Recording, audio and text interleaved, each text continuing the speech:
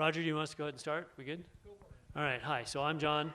I guess we're in a 20-minute window. Is that what you're gonna be the high five? All right. So we're gonna talk about controlled environment, and we've got 3 different vendors from sort of completely different things. Controlled environment is a confusing topic. We were just out there talking about, okay, what is controlled environment? What's the acronym of this? If you're interested in investing in it, what's the potential? First of all, you got to understand what is it. And so we just had this discussion. Let's carry this on. But there's these acronyms of, help me out, ICE, CEA, I don't know, what other acronyms have I missed, and what is it? So you want to give us a shot.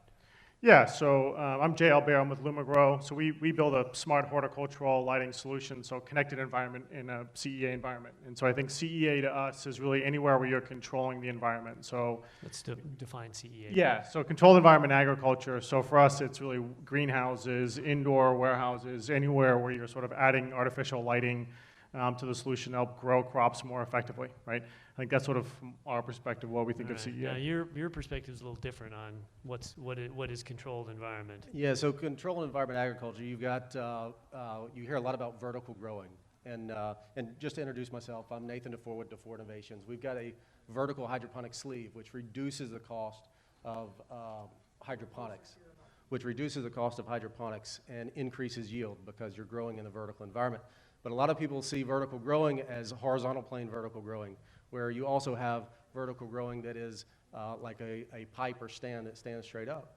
And so there are different ways to look at that. And a lot of people just think vertical growing is indoors in a warehouse, but it also can be done in a greenhouse if it is that method.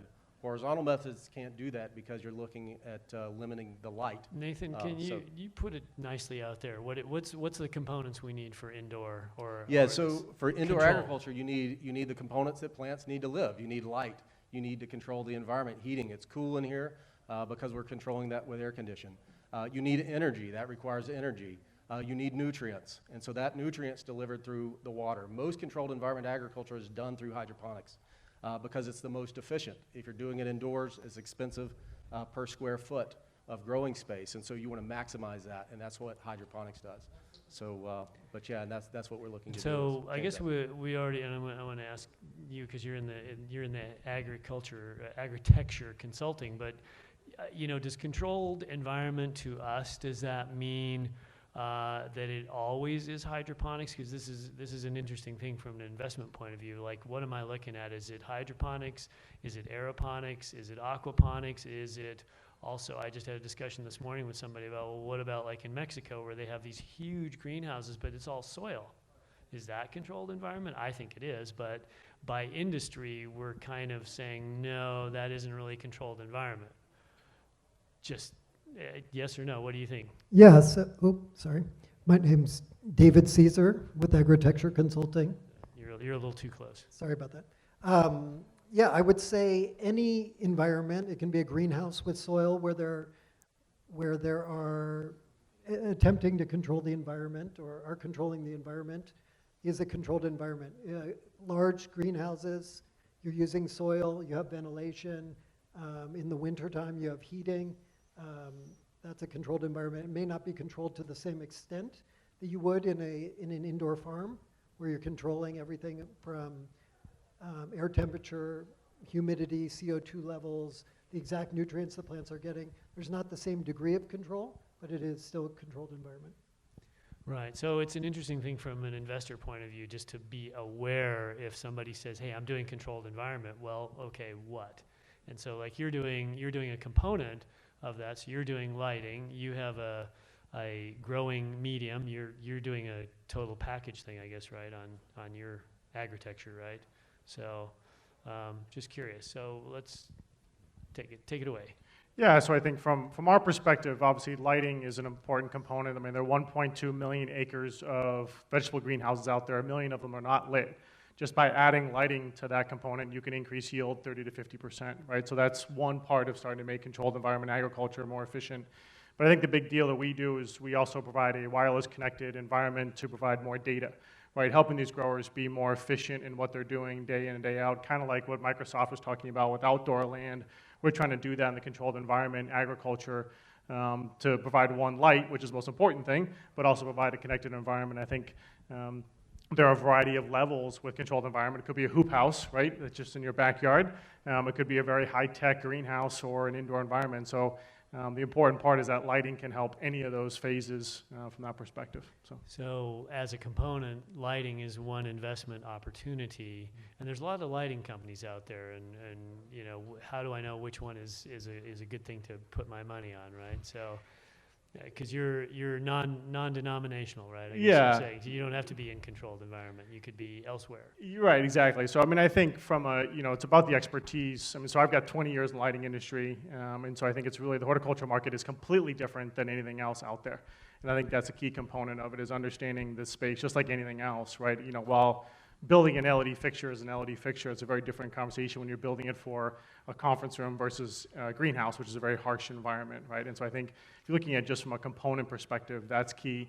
But more importantly, going beyond just the commodity of a light fixture, and that's, you know, where we sort of do the smart lighting, is taking it to the next level with connected environment built off the light fixture. But yeah, it's really about knowing this market, because horticultural is a very different space than really anything else. Right. So opportunity still there? Is it all figured out already, or?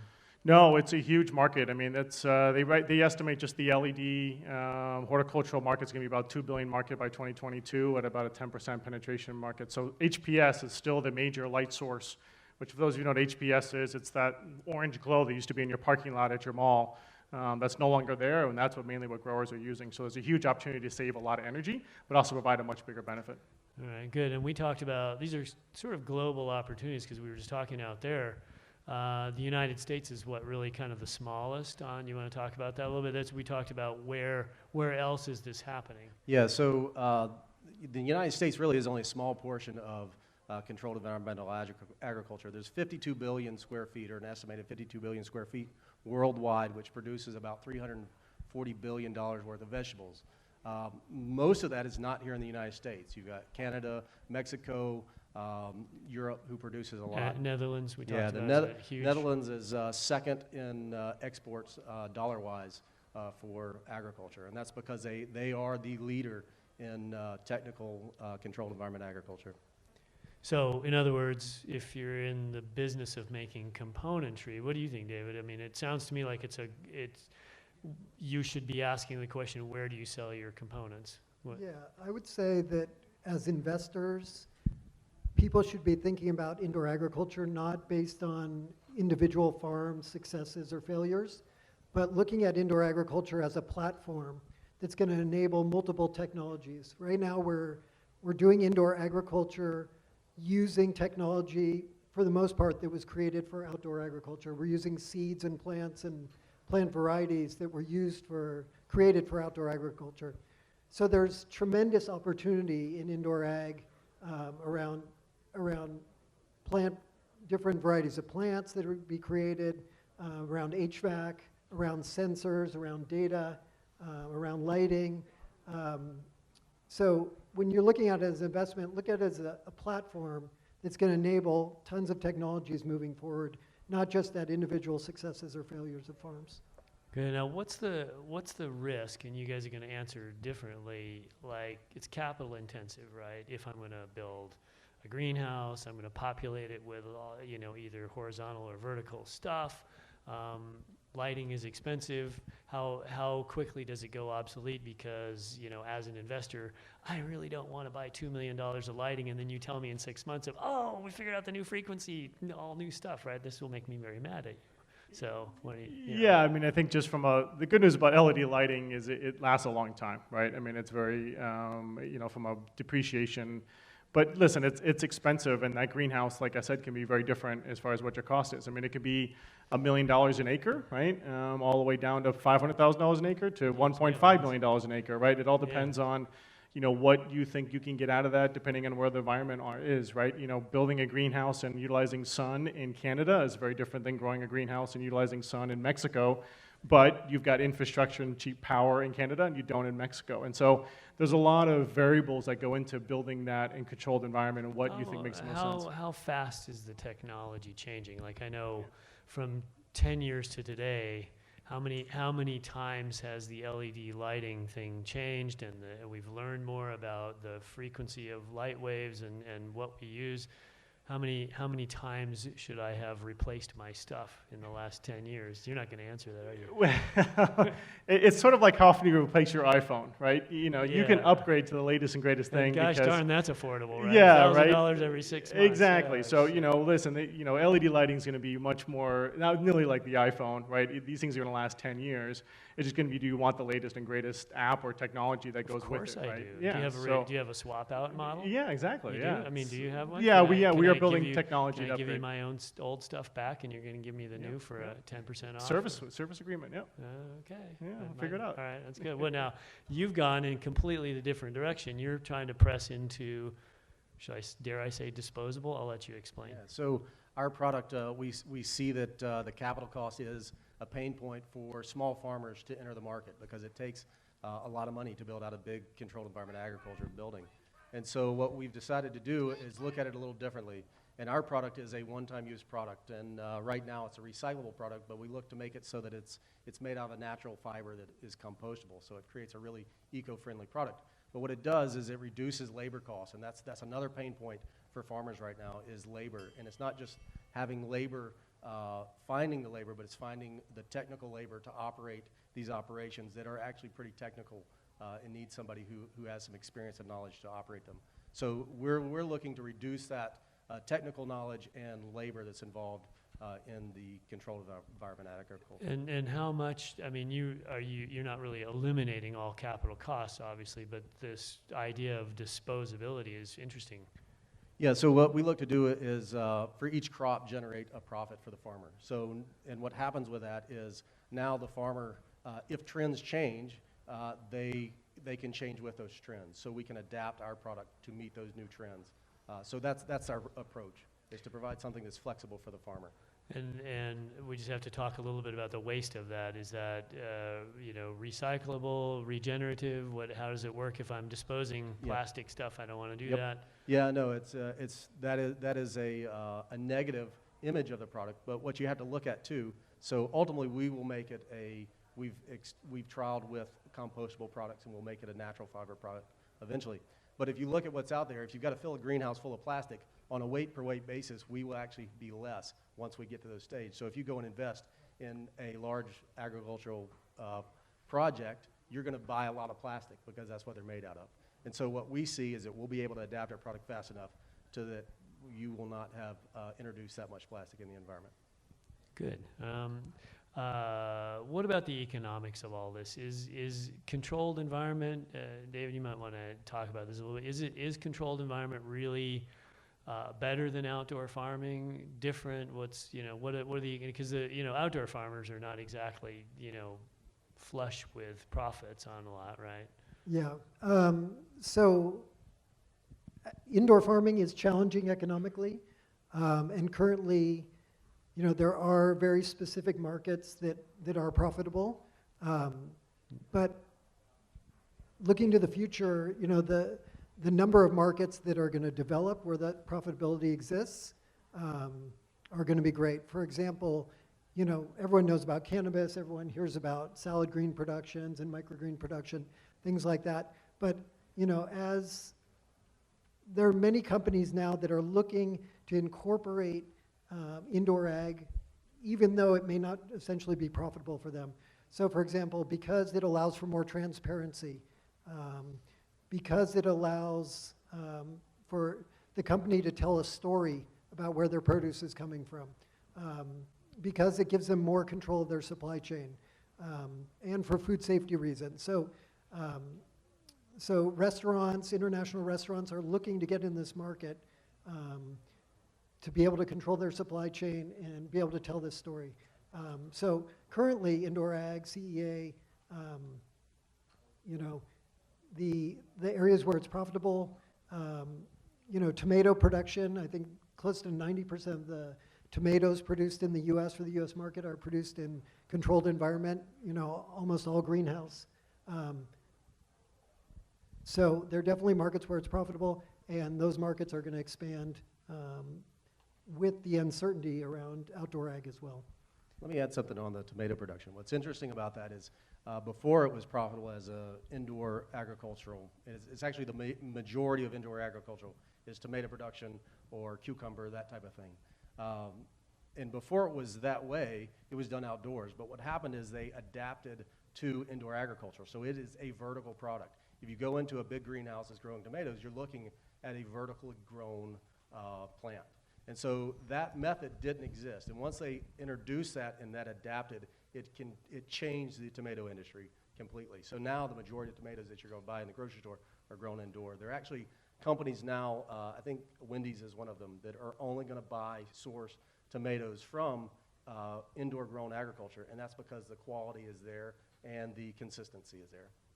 Right, consistency for commercial buyers is always key.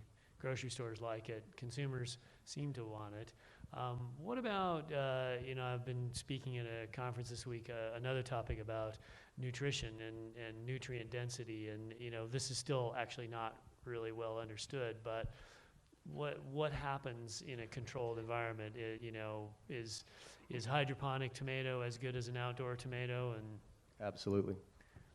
But chemically, nutritionally, is it good? Yeah. It is. Basically what's happening, so if you take organics and you take hydroponics, essentially the plant takes up the same nutrients. What's happening in organics is you've got microbiome that is converting the nutrients in the soil to a water-soluble nutrient that the plant then takes up. In hydroponics, we're just doing that in a factory somewhere. So now the mineral comes to the plant, and so you provide everything the plant needs in that nutrient mix. So you can have people who have a farm and they grow organically, but they don't produce the same quality product because they're not putting the correct inputs. So you can have essentially the same product come from an organic farm as you could from a hydroponic farm, but it's a matter of control and the inputs you put into the nutrient. One thing I'd like to add is that, when people think about outdoor produce, they always imagine, it's growing in this really healthy soil. But unfortunately, because of our focus on agriculture for the last 50, 60 years, many soils around the world are extremely degraded. So the actual sort of nutrients and biological diversity in those soils is, in a lot of cases, very limited. So they aren't getting the benefits of what healthy soils would provide. All right, and so I guess really from an investment point of view, the opportunity is good because it's worldwide. We need lots more space. We're out of arable land. So theoretically, it should be a good deal, right? What's the best place to look? If I want to put money into a company, should I be looking for a big structure? Should I be looking for consumer products? As you're almost getting into the consumer product. What do you think? Or maybe all of the above. I guess they're all different opportunities, right? Yeah, I would say there are lots of verticals you can get into. Our initial market is the large-scale commercial agriculture because they already know hydroponics. We don't want to go right now into a consumer model because with hydroponics, there's still some knowledge you got to learn. You got to teach that consumer. But eventually that'll come around, and that is there's a lot of technology that needs to be developed there. There's a lot of technology in the sensors that meter the nutrient, so that's a big sector if there was some development there that needs to happen. But yeah, so it's big all over. Okay. Yeah, I would add, I think it's really, once again, sort of data analytics and sort of looking at that component of it. It's either kind of the cultivation or the retail side of things, right? So the cultivation side is obviously people that are growing the technology, but looking at it from, is the technology or the product applicable to multiple crops? So you have obviously a diversity there. Right. And then more importantly, what is the longer term play? Because, the agriculture market in general needs technology, right? They need help and they need to be more efficient if we're going to feed all these billions more people, right? So right. I think understanding how you feed into that longer term, I think, is a key component as well. Yeah. Okay. Well, and I'm looking, I guess, different. You're the Levi Strauss, right? You're not mining. You're just selling the picks and shovels, and you, on the other hand, are selling directly to. You're making a, I guess, an actual farmer. You have a component too, really, right? So, I'm just thinking of the business models. Yeah. So our business model. We're supplying the farmer with a component, and it becomes a reoccurring revenue model. We got 70% margins on our Right, product. you're razor blades. He's blue jeans, Exactly, you're yep. razor blades, I guess, right? So it's a different model, yeah. And what about all the other stuff that comes in there, all the chemicals and things, and all the stuff you need? Is that another good investment opportunity, or is that just too? Yeah. Go ahead. Go ahead. Oh, I Dave. was going to say that I think there are a lot of opportunities. There's a lot of folks who make agricultural inputs currently for outdoor production that are looking to get into the indoor space. And there's a lot of, the indoor production, as he stated earlier, it generally focuses on a higher quality product, right? And so a lot of those same consumers are looking for organic products, clean products, and so they're very concerned about, what other inputs are used in those facilities. So there's a lot of opportunities around nutrients, controls for diseases and pests, things like that. So numerous opportunities. Okay, cool, thanks. Roger, are you giving me we're done? All right, let's do it. That's the I. All right, thank you. Thanks, guys. Hey, thanks, guys. Thank you.